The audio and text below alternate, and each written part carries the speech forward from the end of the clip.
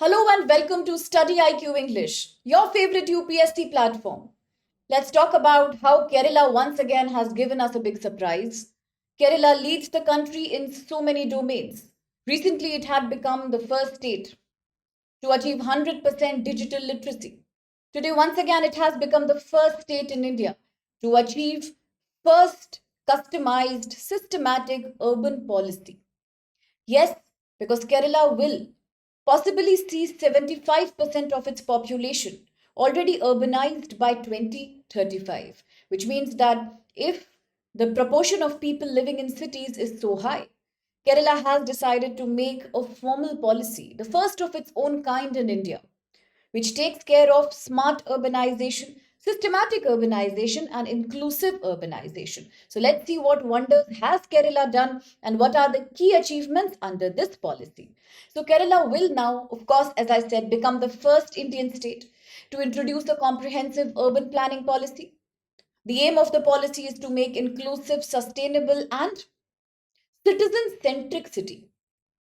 Now, the Urban Policy Commission of Kerala, therefore, has submitted its recent report, and the report has given 10 key themes, 10 key pillars on which they will together work now.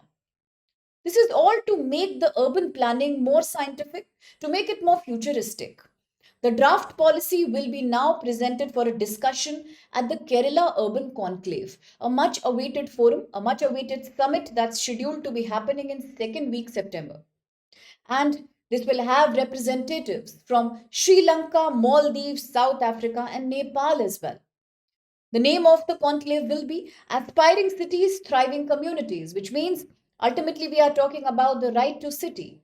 A city is considered perfectly urban only when every citizen in that city has a right to the urban infrastructure. If not, then it's a very lopsided urbanization. In India, we have seen urbanization has been extremely haphazard, starting from the times of the British Raj, who chose to selectively modernize Indian cities. We had urbanization reaching very, very few metropolitans, whereas the tier 2, tier 3 cities today also, they really struggle with urban infrastructure. Even in the case of mega cities like Bengaluru, Bombay, and Hyderabad, New Delhi, we often see the crisis of urban flooding. We see the crisis of extreme poor air quality index, extreme number of slums being created. So, therefore, our urbanization is definitely not inclusive. So, therefore, today, Kerala, which says that 80% of Kerala will become urban by 2050, also says that at this state, we need a proper policy. Now, given the huge climate disasters and threats that Kerala keeps experiencing, remember the Wayanad flooding. Remember recently how a disease outbreak, some kind of an amoeba infection, has really created a panic in the city. So, in that light, Kerala government feels that we have to be extremely prepared for any upcoming disasters. Our state municipal corporations have the duty to be informed about an upcoming disaster and then accordingly create a master plan. Let's just decentralize all the disaster management to the lowest ground level, which means let's include every small municipal corporation, including the notified area committees, urban planning centers, all of these should contribute to a resilient urbanization. So, municipalities should have enough data and information on the basis of which they can make risk informed master plans, on the basis of which they can inform people in advance to stay away from sensitive environmental zones. For example, today, after a disaster takes place, yes, we have disaster management being done, but eventually people, because of lack of an alternative, lack of a rehabilitation, they return back to the same damaged area. And every year the same chronic problem continues. They once again become targets of flooding. So therefore today the state government feels let people get adequate rehabilitation. They do not need to return to the place which is more disaster prone. And accordingly the government will also take care of its urban systematic infrastructure spreading. For example, if you look at majority of Indian cities, the reason why cities like Gurugram, New Delhi, Bengaluru and Mumbai, they keep getting flooded in every monsoon season is because a majority of construction has flouted the NGT rules, National Green Tribunal rules. Majority of the construction has been done by capturing The dried up wetlands, dried lakes, dried water bodies. Eventually, during monsoon period, these get revived and ultimately they create a havoc. They completely shake the foundation of our urban infrastructure, whether it's commercial or residential. To avoid such problems, the main recommendations of this report being prepared in Kerala are one, to introduce a green fee, some kind of a price mechanism on urban development projects. They should be funding disaster risk reduction initiatives. Plus, disaster insurance should also be propagated within the towns. Then you have environmentally industrial parks. So we will have industrial parks, we will have special economic zones, tech parks, but then they will be fueled by renewable energy like solar. They will not be fueled by conventional energy sources.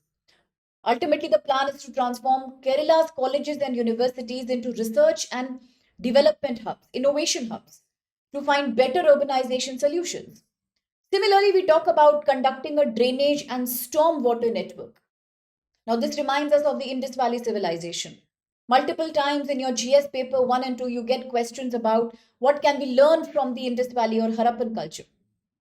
One outstanding feature they had was proper segregation of rainwater, storm water, so that it doesn't get mixed up with the sewage water. That's what the Kerala plan says. It says that storm water and drainage network has to be created, segregated. A repeated auditing has to be done. There is a better there is a need for a much better protocol for urban flood management as well. Now, talking about creating at the city, town, and at the ward level health councils. Yes, the government says they want to even extend the benefits of free healthcare, government sponsored healthcare to the migrant working population. Now, let's understand that India already is in a situation. Like in the morning, I read out a news to you in the Hindu session which said that Kerala's fertility rate is declining quite at an alarming level. That means with a lower demographic dividend, with a lower working population and a less labor force, states like Kerala, Tamil Nadu, Andhra Pradesh, Karnataka, they often need the migrant labor workforce from northern Indian states, where the total fertility rate is still quite high. Now, to address the problems of migrant laborers, therefore, which are key to the economic growth of southern Indian states too, the government plans to extend healthcare facilities by providing language support to the migrant workers. These facilities will be implemented at the school level as well, so that students are not stressed. Again, this is a very key aspect of proper urbanization. And now that Kerala has taken such an important and such a great initiative towards holistic urbanization, let's quickly recall India's commitment to the UN Habitat. India, being a key party and a key member to the UN, has also signed up for UN Habitat program that was established back in 1977 after the first UN Conference on Human Settlement, Habitat won in 1976. UN Habitat is a specialized agency of the United Nations that takes care of or makes policy regarding human settlements. The mission is to promote socially, environmentally sustainable cities and to make sure that cities provide shelter, access to every resident within it. So, UN Habitat work is guided by the Habitat Agenda that was adopted in the 1996, the new Urban Agenda of 2030 as its end mission aim. It says that implementation of all urbanization programs should be finished by 2030, the same year in which our sustainable development goals also are coming to an end. That's the target year for us. So therefore, if we want to abide by the rule of United Nations Habitat Program, it's all about right to the city. Under the UN Habitat, there is a very important component called right to the city. Now, this is also one question from 2021 UPSC prelims exam. What is right to the city?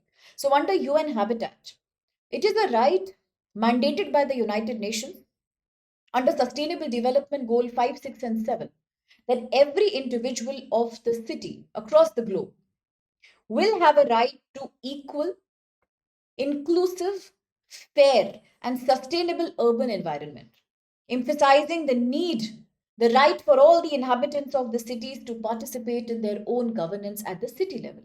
And that's also the purpose of India's 74th Amendment Act of 1992. The very reason we created municipal corporations, urban local bodies, was to enable the city people to participate in city planning. And that's exactly what the right to city highlights.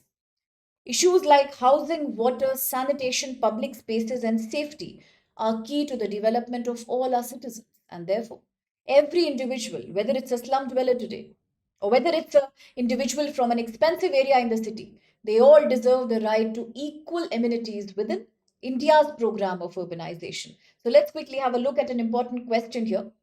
With reference to the United Nations Habitat and global urbanization, look at the following statements. 1. According to UN Habitat projections by 2050, more than two-thirds of the world population will be urbanized. UN Habitat publishes the World Cities Report and the State of the World Cities Report, which provides data and analysis on global urbanization trends. 3. The new urban agenda, adopted at the Habitat 3 in Quito, Ecuador, in 2016, provides a normative framework for sustainable urbanization, complementing the 2030 Agenda for Sustainable Development. And fourth, the headquarters of the UN Habitat is in Geneva, that's Switzerland, along with the United Nations Office for Human Settlements. So which of these statements is or are valid? You can post your answer, initiate a new thread of discussion, share your sentiments, share your suggestions in the comment box, and we can take up a discussion there. And the answer I have placed for your reference. And before I take your leave, please understand that the sale is already ticking by. So now you can take advantage of this massive end of season sale across courses such as UPSC, State Civil Services, optional of the UPSC, and a judiciary exam, all at Study IQ English. All you need to do is to just engage the code SPLIVE. And by using this code, you can take advantage of this huge opportunity to get any course you like. Make your UPSC journey easy at a very affordable price, and the sale ends on 12th September. So please hurry up, enroll for it today. Thank you so much for being with us.